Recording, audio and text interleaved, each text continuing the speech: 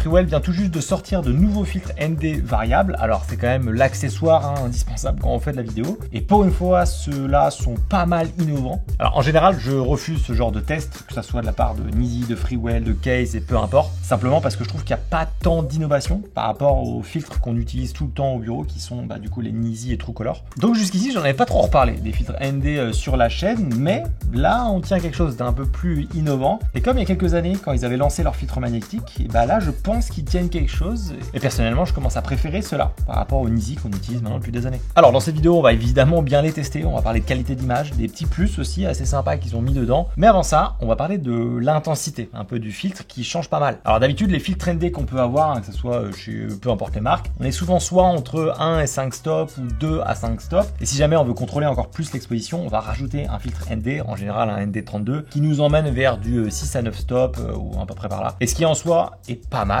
mais personnellement, quand je suis en extérieur, le 5 stops, il me suffit pas trop. C'est-à-dire que je varie énormément entre le 5 stops et le 6-7 stops. Donc je passe pas mal de temps à rajouter le filtre, à l'enlever. Plus on rajoute justement des fils, plus ça va créer un peu de vignettage, on va perdre en qualité d'image. Donc bon, voilà, c'est pas top. Et avec ce nouveau filtre, Freewell, il innove quand même pas mal parce que maintenant, on passe à un filtre ND qui va de 3 à 7 stops. Et je trouve ça pas mal smart parce qu'en règle générale, j'utilise un peu plus la zone justement à ND3 et je peux monter à ND 5-6. Sauf que là, du coup, j'aurais pas besoin de rajouter mon filtre ND32. Bien évidemment, je peux le faire. Il est dans la boîte. Et si je le rajoute, on peut aller de 8 à 10 stops. Bien que, honnêtement, pour le coup, je pense pas trop que ça va vous servir de monter aussi loin. Sauf si vous filmez peut-être en montagne avec de la neige. Si vous voulez faire du time-lapse avec justement des effets un peu de lumière, là, ça peut être utile. Mais sinon, moi, le 3 à 7 stops, c'est ce qui me va parfaitement, quoi. Le truc qui peut être un peu chiant, c'est que forcément, si vous avez besoin de moins, typiquement un stop, vous pouvez pas. Parce que là, c'est 3 minimum. Donc, vous êtes un peu obligé soit de jouer sur la luminosité, soit de jouer sur vos ISO. Voilà, donc il y a du pour et il y a du contre. Mais personnellement, c'est très rare d'avoir des situations où j'ai juste besoin d'avoir un stop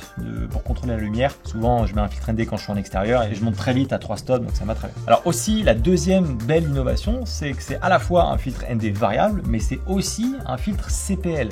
Alors si vous avez un peu moins l'habitude, en fait, les filtres CPL, ça va enlever le reflet qu'on peut avoir par exemple sur les vitres, sur l'eau ou des surfaces qui vont justement avoir du reflet. Les filtres CPL en général dans l'automobile, c'est quasiment un accessoire indispensable et c'est un fil que je vous conseille toujours avoir dans votre sac au cas où justement pour enlever les reflets. Et là l'intérêt c'est qu'il est directement intégré dans le ND et on a juste besoin de tourner la bague en haut pour justement trouver le bon angle qui va enlever le reflet. Et ça c'est une feature que je trouve très utile parce que ça m'évite d'avoir un filtre CPL en plus. Là c'est directement dans mon ND. Alors avant de parler du mécanisme, du gabarit, de tout ce qu'on a, je vais vous parler de ce qui est le plus important pour moi directement, c'est la qualité d'image. Si cette case là elle n'est pas remplie, je vous parlerai pas de n'importe quel filtre et vous vous doutez du coup je vous parlerai pas de celui-là. Parce qu'en fait en général sur les filtres ND pas très chers, on a souvent une espèce de shift de couleur, une teinte un peu qui va changer, qui va ajouter peut-être un peu plus de chaud, un peu jaunâtre, pas très beau. On peut aussi évidemment avoir plus de vignettage ou avoir une espèce de X un peu au milieu de l'écran. Bref, je pense que vous l'avez compris, mais notre but nous c'est d'utiliser des filtres ND qui altèrent le moins possible la qualité d'image. Et jusqu'ici nous on utilisait les Truecolor qui respectaient justement cette partie-là avec très peu de teintes et la qualité d'image restait fidèle à ce qu'on voyait avec ou sans filtre. Et là Freewell font la même chose avec en plus de l'innovation. Là, donc c'est un filtre qu'ils appellent Truecolor. Donc le shift est quand même là,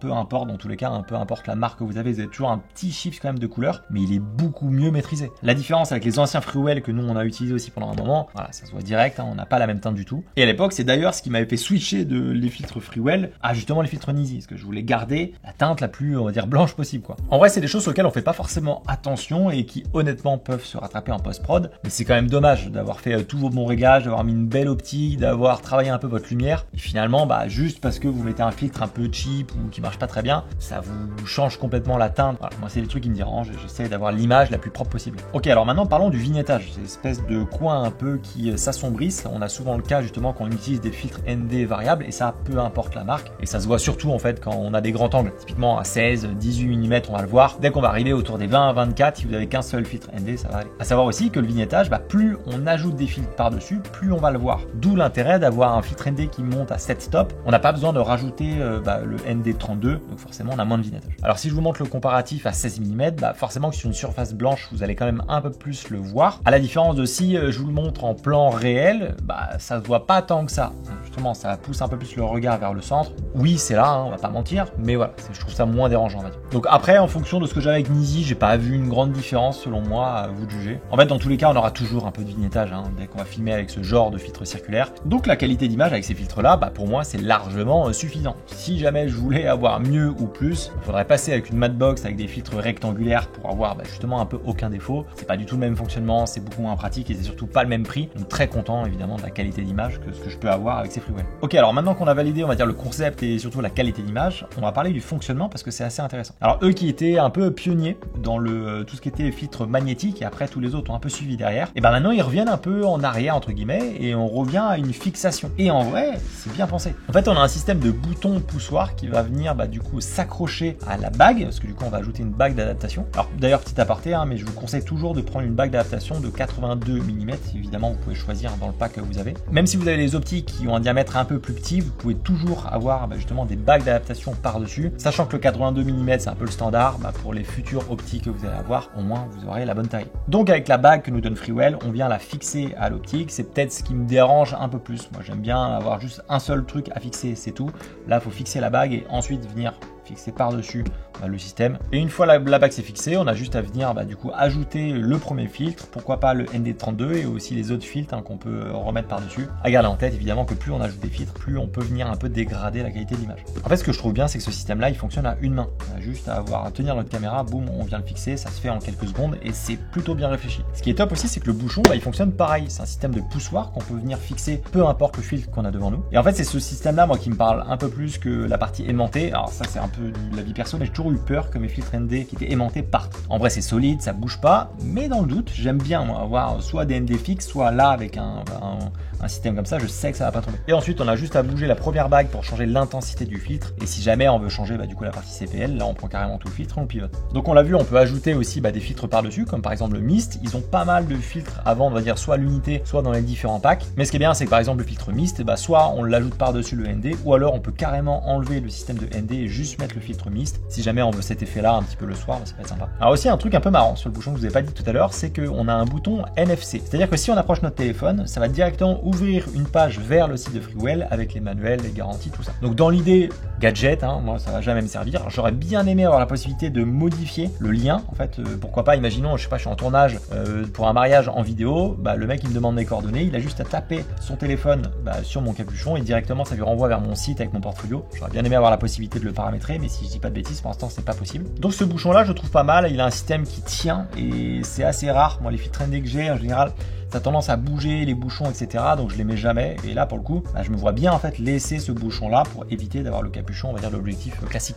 Alors aussi dans la boîte, on a un peu le derrière de capuchon avec ce qu'on appelle une grey card. On va dire une carte grise en français. Et ça va nous être utile pour fixer la bonne balance des blancs. C'est honnêtement hyper pratique ça quand vous êtes en interview et que vous voulez être sûr que votre balance des blancs, elle est bonne. Voilà, c'est toujours un truc que je vous conseille d'avoir dans votre sac. Bon, en général, j'ai ce truc-là qui me permet un peu de vérifier. Mais là, le fait que je l'ai directement dans la pochette, au moins je sais que je l'ai toujours sur moi. Donc oui, là j'en ai parlé un peu rapidement, mais la pochette du coup vient avec le filtre ND, donc c'est une pochette qui est carrée, un peu rectangulaire, qui prend un peu de place. C'est peut-être le défaut que je lui trouve. Typiquement les anciens, ça ressemblait à peu près à ça, donc en termes de taille, on va voir que ça prenait un peu moins de place dans le sac. Bien évidemment, il y a un peu plus de filtres dessus et ça permet de mieux protéger, on va dire, les filtres. Voilà, moi je suis un peu moins fan de cette partie-là, donc en général j'aime bien les mettre dans les plus petites. On va parler de prix aussi, parce que c'est un peu là où il se démarque. On a quand même sur un produit qui a quand même une très bonne qualité d'image, avec des fonctionnalités qui sont innovantes, qu'on n'avait pas vu jusqu'ici. Et le pack de base qui comprend le filtre ND, le ND32 et la bague d'adaptation, pour moi déjà ça suffit largement. Et ce pack là il coûte à peu près 250 $. Alors évidemment on a d'autres packs avec des options supplémentaires et voilà, si jamais vous voulez acheter d'autres filtres un peu à côté,